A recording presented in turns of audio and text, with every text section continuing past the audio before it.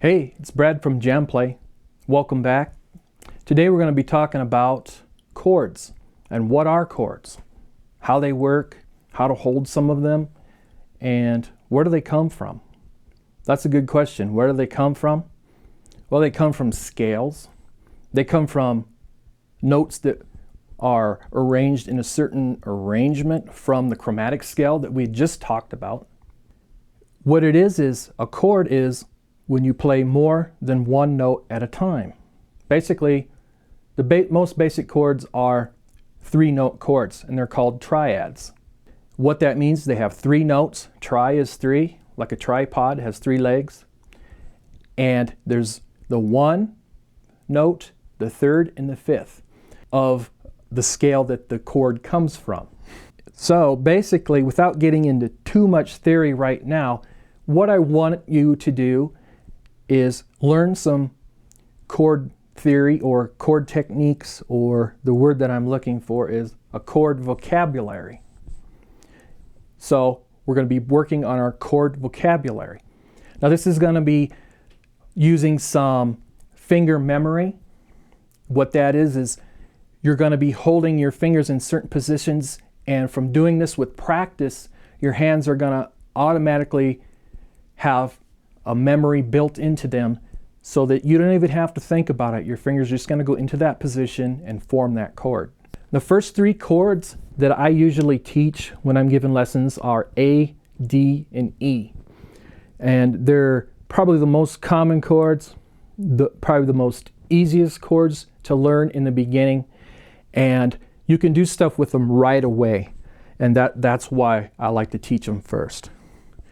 Anyway, what I'm going to do here is demonstrate how to play A chord first. Now the way I hold it, there are more than one way to hold these chords. The way I do it, and I'm going to show you in a little bit why I do it this way, looks a little bit different than most people would do. I use kind of almost a finger twisting technique, which it's a little bit harder, maybe, than some other ways, but in the long run, it adds better technique, and it's easier for you to move around on the guitar. What I do is I take the first finger and put it on the 3rd string at the 2nd fret. And I play that note. Then I'll take the 2nd finger and I put it on the 2nd fret of the 4th string and I play that note. Then I take the 3rd finger, put it on the 2nd string on the 2nd fret and play that note. Now what I do is I strum all the strings together, all 5 strings this time. You're not going to be playing your low E string on this chord, but you're going to be starting at the 5th string and play it down 1 note at a time.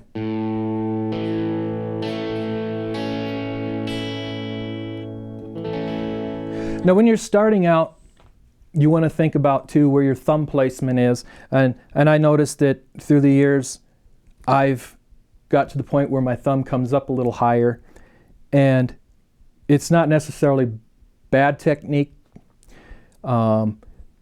For some reasons, for some certain situations, it's good, because if you're bending up a note. But what I would do in the beginning is practice keeping my thumb more in the back middle of the neck and making more of an arch through here rather than being up like this. Now when you play this chord, you want to play 1 note at a time. Make sure that your 1st finger is not like accidentally touching that 5th string and making it sound dead. If it does, you want to move it a little bit.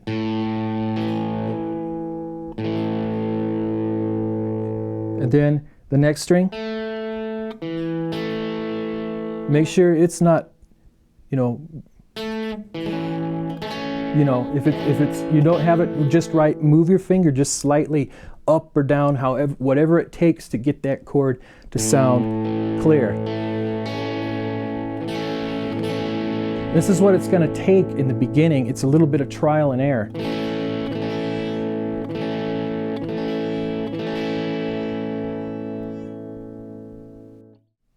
Now, the next chord I want to teach is going to be the D chord.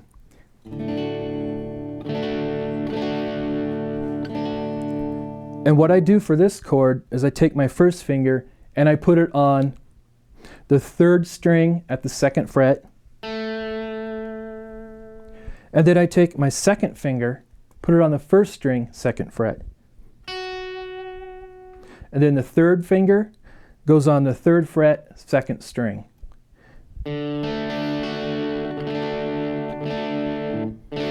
And what I do is I play from the 4th, 3rd, 2nd, and 1st string down. And then again, try to keep your thumb behind the neck here.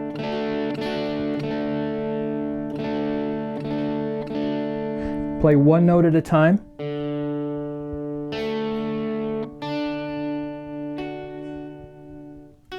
Make sure that they're clear sounding. If they're not, there's a little buzz. You want to move your finger just slightly.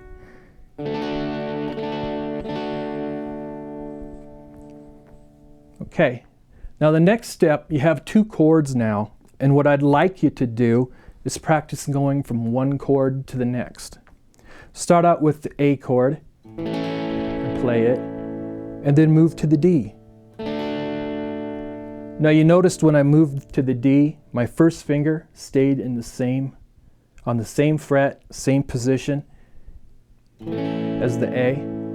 Now this is why I teach the A chord this way.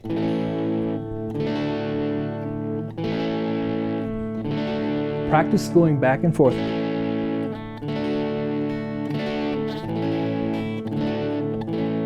And try to keep that thumb behind there.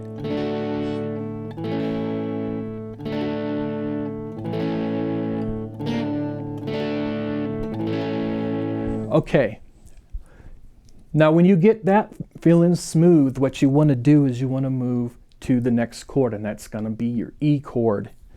Okay?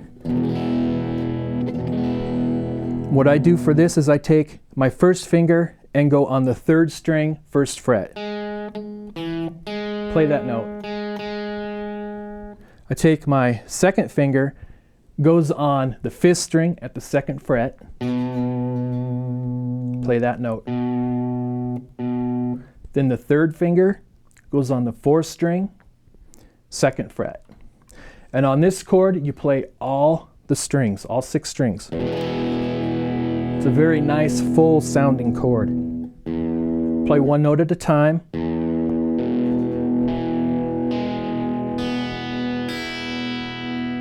Make sure there's no fingers accidentally touching another string, making it buzz if there is. Then again, move your fingers slightly to correct it. Now, when you get used to that, playing that chord, I want you to move through A, D, and E, practicing going back and forth.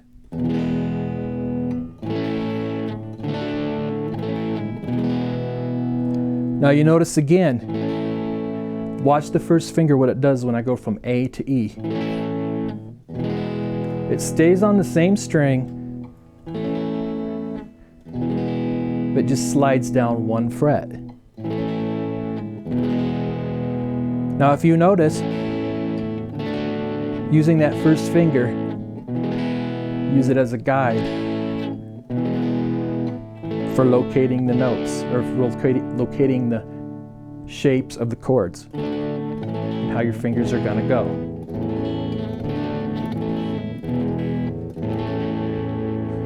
Now what I want you to do is practice these 3 chords and go through as many different changes as you can, going from E to D to D to A to D to E to A to D, just back and forth until you have it down smooth. And the next step after that is I'm going to be teaching you some strumming patterns to use with those 3 chords. So thanks for watching this lesson, and we'll see you next time at JamPlay.com.